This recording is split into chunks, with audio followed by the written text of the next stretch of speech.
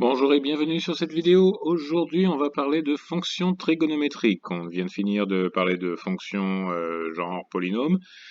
Maintenant, on va commencer à parler de fonctions particulières. Les fonctions trigonométriques vont nous permettre de faire des calculs avec des angles et des distances. Pour bien commencer, on va parler d'une petite lettre grecque bien connue, pi.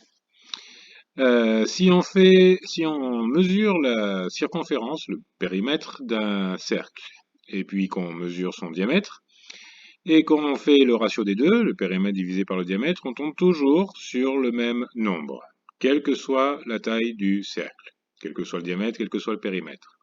Et ce nombre, c'est 3,141592,6, etc., etc., plus connu sous le nom de pi. Évidemment, on n'utilise pas souvent le diamètre, on utilise plutôt le rayon dans nos formules. Donc si je remplace le diamètre par 2 fois le rayon, on obtient que le ratio du périmètre sur le rayon est égal à 2pi. Maintenant, supposons que je coupe mon cercle en différentes parties, par exemple en 2, en 4 ou en 6.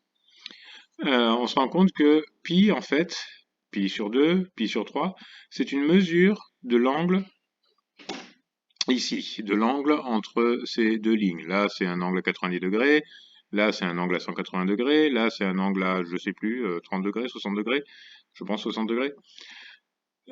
Donc, en fait, pi, ou toutes les fractions de pi, sont des angles. Donc, pi, c'est ce qu'on appelle des radians, c'est une mesure d'un angle. Alors évidemment, on est plutôt habitué à mesurer des angles en degrés.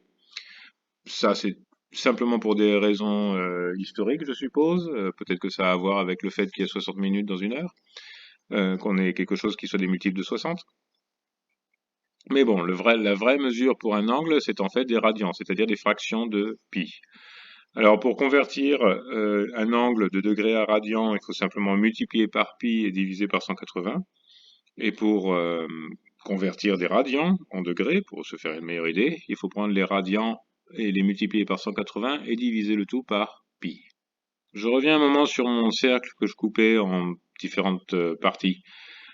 Si je considère que le périmètre maintenant c'est juste cette partie-là, c'est plus le périmètre du cercle entier, c'est juste une partie de périmètre. Ben, je vois que cette distance-là, ce qu'on appelle un arc de cercle, pour cette figure-là, pour la figure, le demi-cercle, c'est simplement le périmètre entier divisé par r, le tout divisé par 2, serait égal à pi. Je peux donc dire que ça, ce périmètre, je peux le remplacer par ce qu'on appelle l'arc de cercle, L. Et donc, L sur R, je vais remplacer le périmètre par l'arc de cercle, L sur R sera égal à l'angle. Si je résous pour l'arc de cercle, j'obtiens une formule pour calculer la distance, pour calculer la taille d'un arc de cercle. Et c'est simplement le rayon multiplié par l'angle. Maintenant, on va s'intéresser à des quantités plus particulières. On va imaginer un triangle dont l'hypoténuse est égale au rayon d'un cercle. Et ce triangle est un triangle rectangle qui a une base qu'on va appeler l'adjacent à l'angle et une opposée qu'on va appeler et à une hauteur pardon qu'on va appeler l'opposé à l'angle. Et ce qui va nous intéresser, c'est le ratio de l'opposé sur le rayon et le ratio de l'adjacente sur le rayon en fonction de l'angle. Alors, on va commencer avec la base est égale à l'hypoténuse qui est égale au rayon, c'est-à-dire à 0. Le ratio de l'opposé sur l'hypoténuse est égal à 0, puisque l'opposé est égal à 0. Donc on commence notre fonction à 0. Et puis on avance, on fait grandir le triangle rectangle. Et maintenant, l'opposé, le ratio de l'opposé sur le rayon est égal à quelque chose comme 0,5. Je continue, mon opposé maintenant, elle est égale à l'hypoténuse. Donc le ratio de l'opposé sur l'hypoténuse, comme c'est la même chose, ça va nous donner 1. Et après, je continue. Cette fois-ci, le ratio de l'opposé sur le rayon est un peu plus petit, c'est revenu à 0,5. Et je continue. Maintenant, le ratio de l'opposé sur le rayon est devenu négatif. Je continue. Cette fois, le ratio de l'opposé sur le rayon est égal à moins 1. puisque maintenant on est passé dans le négatif. Et enfin, on revient, et le ratio de l'opposé sur le rayon est revenu à 0 ici. Ça, cette courbe-là, c'est ce qu'on appelle une sinusoïde. Et elle est décrite par cette fonction suivante, c'est une des fonctions trigonométriques. La sinusoïde d'un angle, elle est égale au ratio de l'opposé sur l'hypoténuse d'un triangle rectangle. Maintenant, je vais faire la même chose, mais avec le ratio de l'adjacente sur l'hypoténuse. Alors, au tout début, l'adjacente et l'hypoténuse, le rayon, sont égales, donc le ratio est égal à 1. Ensuite, on augmente l'angle, et le ratio de l'adjacente sur l'hypoténuse diminue, puisque l'hypoténuse est plus grande que l'adjacente. On continue, l'adjacente est maintenant à 0, donc la fonction est à 0. Ensuite, le ratio de l'adjacente sur le rayon devient négatif. Ensuite, le ratio est toujours négatif, mais il passe à un maximum, puis il commence à décroître à nouveau. On arrive enfin à ratio de l'adjacente sur l'hypoténuse quand l'adjacente est à 0, donc on repasse par 0. Et enfin, on revient par quoi on avait commencé, où l'adjacente et l'hypoténuse sont égales et le ratio est égal à 1. Donc cette fonction qui ressemble à s'y méprendre à la première est en fait une fonction cosinus. C'est une sinusoïde toujours, mais cosinus. La différence avec la première, c'est que celle-là elle commence à 1 quand l'angle est à 0, alors que l'autre est commencé à 0 quand l'angle était égal à 0. Donc le cosinus d'un angle, c'est égal à l'adjacente à cet angle sur l'hypoténuse du triangle rectangle.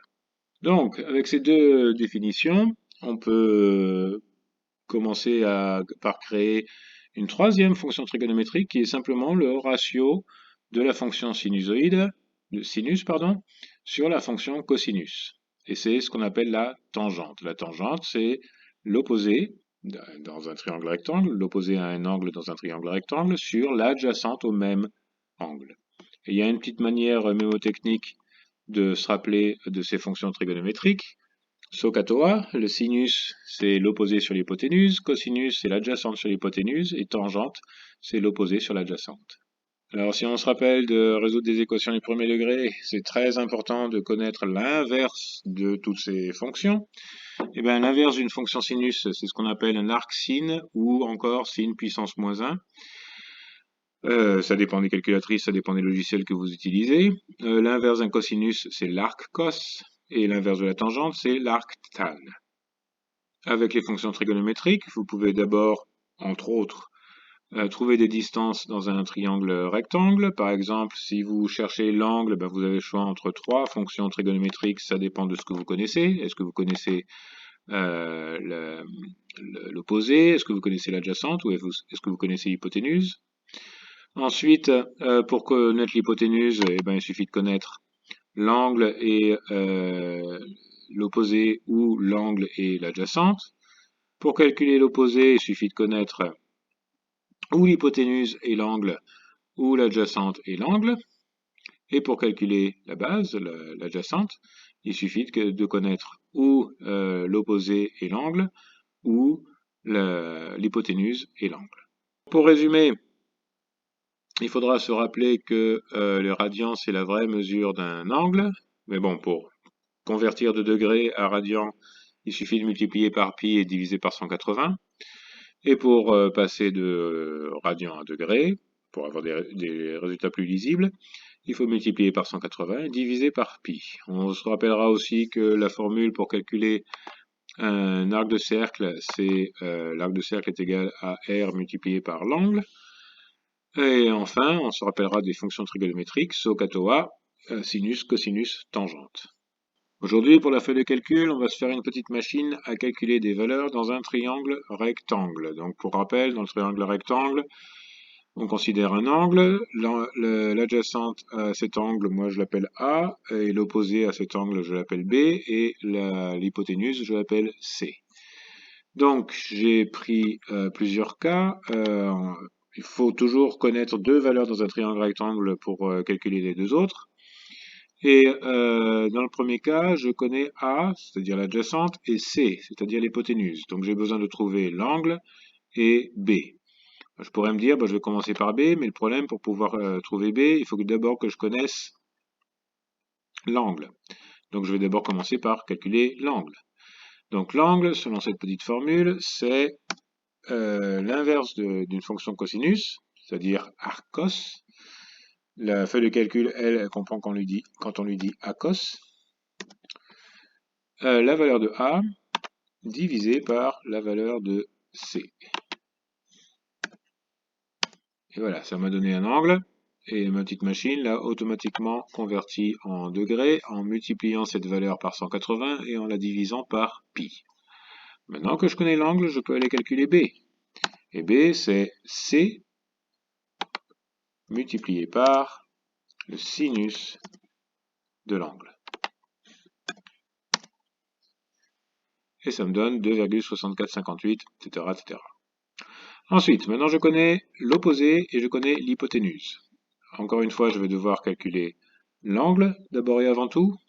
Et l'angle, c'est égal arcsine, mais la feuille de calcul, elle comprend quand on lui dit asine, de B divisé par C. Je vais faire la parenthèse entrée. Et A, c'est égal à B multiplié par la tangente de l'angle. Ok, maintenant si je connais A et l'angle, je peux directement aller calculer B.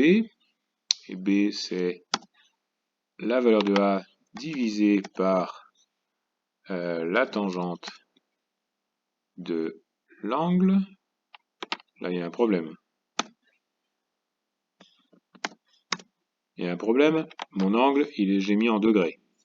Ah, c'est pas grave. On va faire pi sur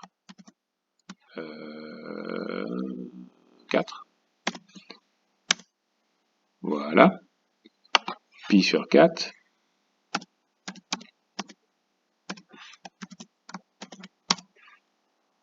Encore une fois, un angle, c'est une fraction de pi. Et égale pi sur 4.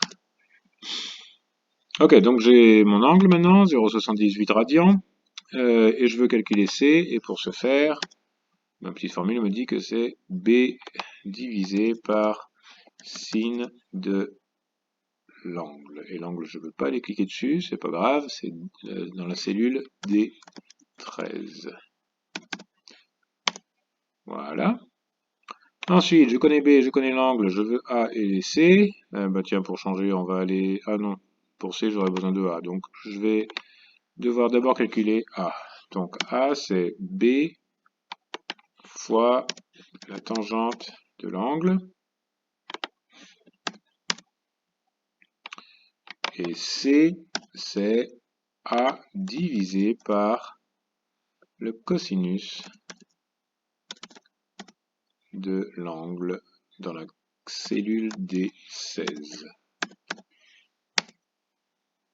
Et enfin, je connaissais l'hypoténuse et je connais l'angle, et je veux connaître l'adjacente et l'opposé. L'adjacente, c'est simplement l'hypoténuse, c'est multiplié par le cosinus de l'angle. Et l'opposé, c'est l'hypoténuse, c'est divisé par multiplié par, je vais y arriver, multiplié par sinus de l'angle. Et voilà, une petite machine à nous trouver des distances, assez simple à programmer et encore plus simple à utiliser.